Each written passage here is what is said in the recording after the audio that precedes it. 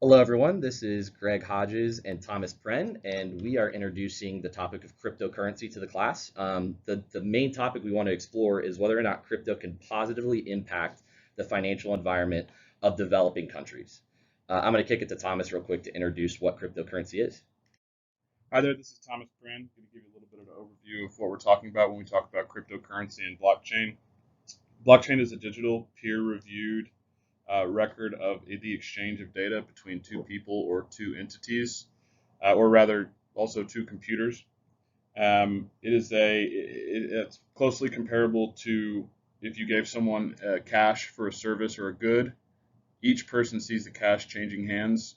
Only in the blockchain or crypto world, the entire crypto or blockchain environment sees the cash change hands between two people.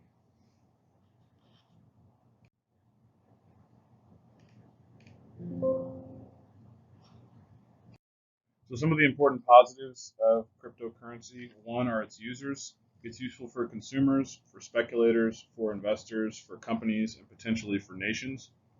The intention of cryptocurrency is to be a digital fiat currency, which has a lot of positives and benefits for economies and for consumers. It's going to be useful for investing, speculating, business to business transactions, and international transactions. The current price of Bitcoin, which is kind of the most popular cryptocurrency, is $19,400 per Bitcoin, and there are 14 million in circulation, which brings its market capitalization to $272 billion, or about that of MasterCard. On the national front, another important aspect of Bitcoin or cryptocurrency is its ability to insulate consumers, citizens, and governments from the problems of national fiat currencies such as deflation and inflation. So, some of the negatives of crypto on the flip side is that cryptocurrency can be very highly volatile, and it also, what recent markets have shown is that it has a very high correlation with the stock market and gold. Um, the biggest negative that we've seen is that it's currently unregulated or very low regulation of crypto and in particular some of the stable coins that are out there. This can provide access for kind of criminals to get into the system and for there to be bag holders when it comes to holding crypto as an investment. We think that governments will start to regulate this very soon, and we've seen some action by the U.S. government to kind of get it under control a little bit. The other item too is that blockchain permanence is how do you perform a return of goods? If you go and you buy a good with crypto, it's permanently in a blockchain. It's there. So when that company then has to return the good to you, it's difficult to kind of figure out that transaction, unlike Visa and MasterCard, where you can easily return those goods. So diving a little bit into our very specific topic of developing countries, what is cryptocurrency's use? Well, number one, the ability to combat corruption is top of the list. The governments of developing countries, whether you're in sub-Saharan Africa, Sri Lanka, those governments cannot use central bank policy to impact the value of cryptocurrency. It also is financial inclusion for those who do not have physical bank accounts. There's a lot of immigrants, whether you're in the United States or in other countries, that can, with very little cost or fees, send money back home to family and relatives. If you look at this chart here to the left, Bitcoin trading is more popular in sub-Saharan Africa than it is anywhere else in the world. And that really goes to show how valuable cryptocurrency and the blockchain can become in combating faulty central banks in countries that are desperate.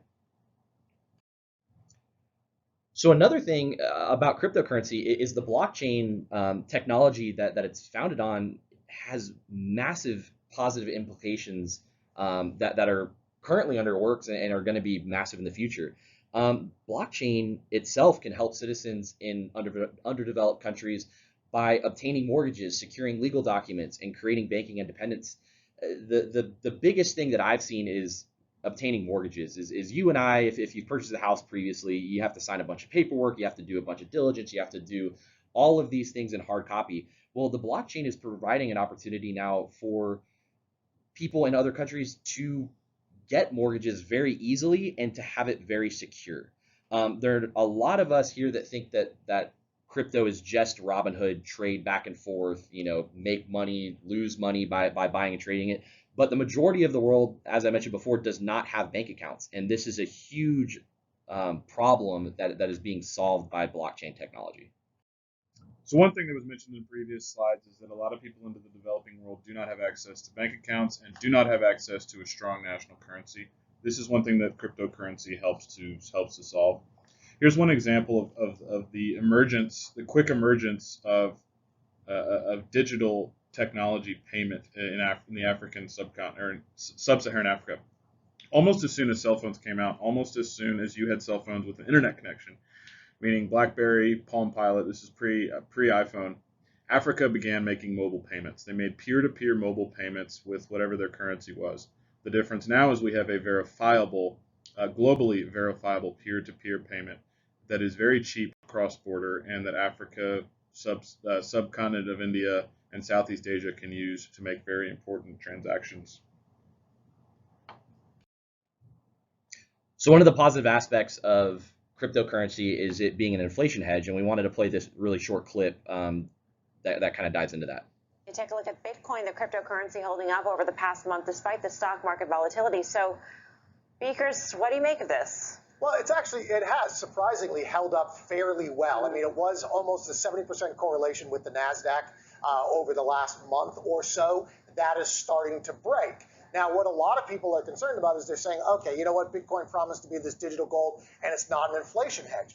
My pushback on that is it was an inflation hedge, right? So let's think back really quick to what's happening currently in Britain with the pound. The pound has kind of crashed in comparison to the US dollar. It's trading $1.1 to pound when it normally is 1.4.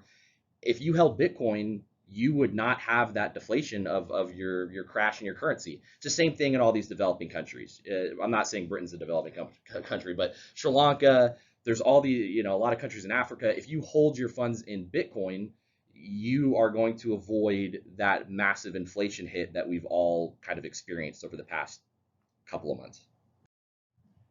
So why are there still so many people out there that push back against crypto and could be fearful? In fact, the UN released a report just last month urging a halt in crypto in developing nations with the concern that, hey, Bitcoin's down almost 70% year to date on its value, and there are a lot of citizens that put money into it and aren't seeing their full money value back. In fact, some countries like El Salvador have flipped their national currency, which jeopardizes their monetary sovereignty, to Bitcoin. And we're going to play a short little clip that shows what's going on there. ¿Ustedes toman Bitcoin? No, no solamente efectivo? All right, just cash. ¿Toman Bitcoin? No. No, okay. ¿Toman Bitcoin? No. No, okay. Bitcoin? No. As you can see, a lot of vendors in El Salvador don't accept Bitcoin right now. And it's due to the volatility and instability, and it's some growing pains to get there. So one of the important things to understand about Bitcoin and cryptocurrency and blockchain is that it is a series of extremely complicated mathematical formulas to solve. Those formulas require extreme thermal controls for your machines, which is air conditioning, and the machines themselves require significant electricity. The energy output of the entire U.S. cryptocurrency space is equivalent to the entire energy output of the state of New Mexico. So it's a significant problem. And people are starting to look at it. Ethereum cryptocurrency has started a system called proof of stake rather than proof of work. Proof of stake is a way to prove the Bitcoin transaction has occurred to the entire blockchain community while using 99% less power than was previously required.